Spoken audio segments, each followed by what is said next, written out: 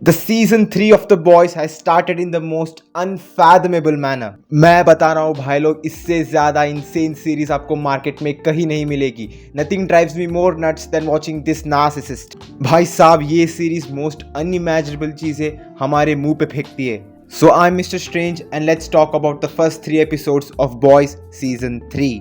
इस सीरीज का सबसे इंटरेस्टिंग कैरेक्टर है होमलैंडर, जिसके बारे में हम आखिर में बात करेंगे.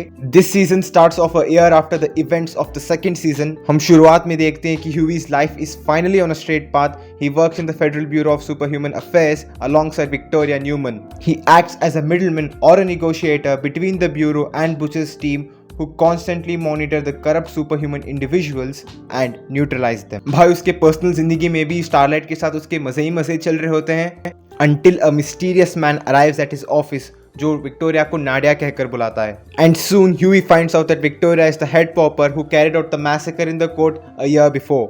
The fun fact here is Huey finds it out in the most Huey way possible, covered in blood. Huey को ये भी पता चलता है कि नाडिया का पास्ट रेड रिवर नाम की एक ऑर्गेनाइजेशन से जुड़ा हुआ है.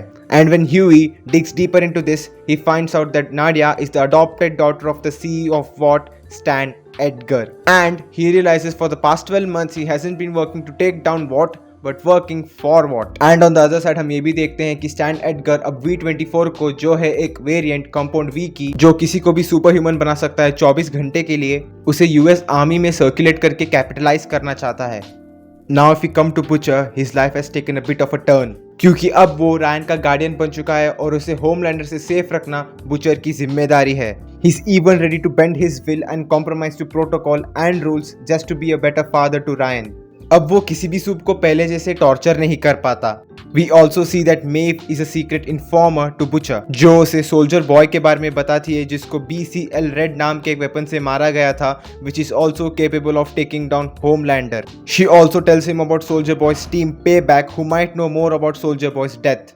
She also hands him over some temporary V for his own safety, just in case things go wrong. हम साइड में ये भी देखते हैं कि MM की डिवोर्स हो चुकी है and he is trying to work out co-parenting with his wife. एक इंपॉर्टेंट एस्पेक्ट यहाँ ये है कि MM's past is linked with Soldier Boy who killed MM's parents. मुझे पर्सनली MM का ये कैरेक्टर आर्क पसंद आया क्योंकि right now he has more emotional stakes than anyone in the show. और हम देखते हैं कि when Butcher tries to track down Soldier Boy's sidekick Gunpowder, he's badly wounded by him and he's forced to take the temporary V in order to make Gunpowder talk. And finally, Gunpowder tells him that Soldier Boy was killed off during a CIA operation in Nicaragua and the case officer of that operation was Grace Mallory. और जब butcher Malory को उस operation के बारे में confront करता है तो उसे पता चलता है कि निकरागुआ ऑपरेशन के दौरान Payback was the first super hero team that was deployed by the US army with the help of Vought corporation to win the war. पर पेबैक के रेकलेसनेस के वजह से मैलरी का पूरा ऑपरेशन और उसका पूरा बेस तबाह हो गया और सोल्जर बॉय को रशियंस कैप्चर कर ले गए.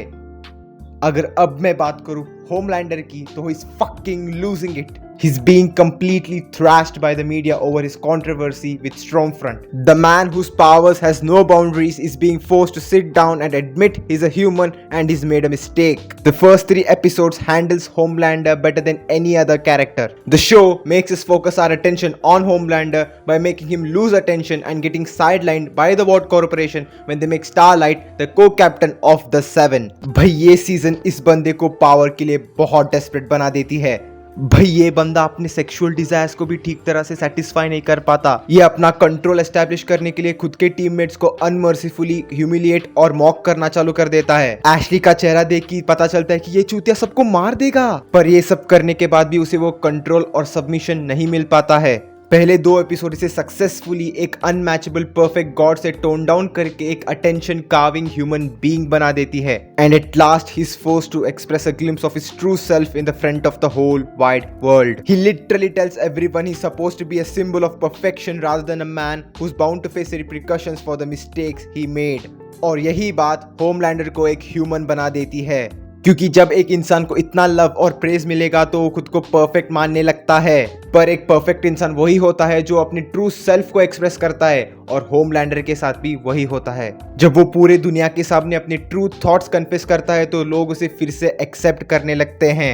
He starts getting control over everything again. He again becomes the center of attention. और तीसरे एपिसोड के अंत तक वो सब पे कंट्रोल बना लेता है. लेकिन मैं इतना खुश क्यों हो रहा हूँ? So these were all the major events that took place in the first 3 episodes of this season. भाई ये सीजन इस सीरीज का एक एक्सपेंशन पॉइंट है, क्योंकि ये सीजन सिर्फ अपने कॉर्पोरेट दुनिया में ही डीप नहीं जा रहा, बल्कि अपने डर्टी हिस्ट्री को भी एक्नॉलेज कर रहा है। मैं पर्सनली वॉट कॉर्पोरेशन के हिस्ट्री को और एक्सप्लोर होते हुए देखना चाहता हूँ।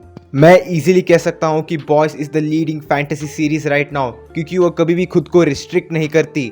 ये सीरीज जितना क्रिएटिव लिबर्टी किसी भी सीरीज या फ्रेंचाइज के पास नहीं है। ये सीरीज हमें वो सब दिखा देती है जो मार्वल और डीसी अगले 15-20 सालों में भी नहीं दिखाएंगे। ये सीरीज सुपर ह्यूमन कॉन्सेप्ट को सबसे कमर्शियलाइज्ड और ह्यूमन तरीके से दिखाता है। मैंने ह्यूमन इसलिए बोला क्योंकि एक इंसान पूरे दुनिया से पहले खुद के बारे में सोचता है। इस सीरीज के कैरेक्टर्स पूरे दुनिया को बचाने के लिए होमलैंडर को नहीं मारना चाहते, बल्कि खुद को बचाने के लिए होमलैंडर को मारना चाहते हैं। And that was the video, guys. If you've liked this video, please hit the like button and subscribe the channel. Do follow me on Twitter and Instagram. This is Mr. Strange and I'll be catching up with you in the next video.